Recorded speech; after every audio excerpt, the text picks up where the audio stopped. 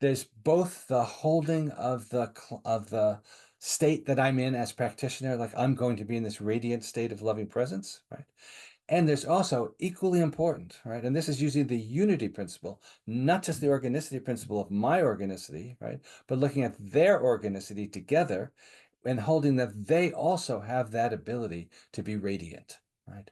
From the beginning. That's the promise that was made to each of us when we came into this world. A spiritual promise, a genetic promise, whatever it was. Here we are, we're being born into the world. We have supposedly equal rights, equal opportunity, the opportunity to be in the world, to experience the beauty and the fullness of the world with all its complexity. Right?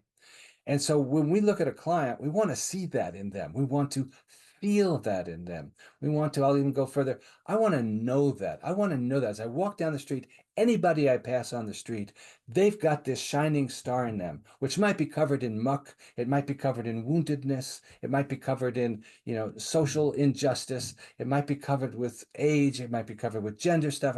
Whatever it is, there's something radiant in them. And I have to know that. I have to sit down like and bow to my client every day and say, you are this holy, sacred being, right? And I don't mean to get woo about it. I mean, just as a very practical way, as a human being, you have all the qualities of humanity within you, right? What you've done to it, what's been done to you has allowed that to shine or not shine. But I want to recognize that, of course, you're capable of shining, if that's the right metaphor. Right. And so I want to bring my own loving presence to that process, but I also want to recognize that and cheerlead for that. I want to, it's more than cheerleading. It's like the assumption. It's like, it's very parental in my mind. And I've got a daughter and granddaughters that I'm just crazy about. And, that idea of like, I'm responsible for them. They could be great. Any of them could be, God forbid, the next president of the United States, right?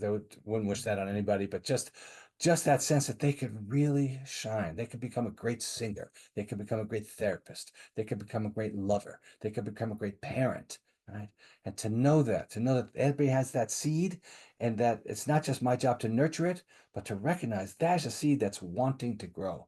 That's what the organicity principle is at its best lobbying for. We take a look then at how that has gotten stymied over the years and how we have to like recollect connect to the potential that's in there. But we want to start with that sense that there's something golden. I don't know, it's maybe perfect. I don't know, it's perfect for them. It's who they are, right? And let's let that seed become a flower.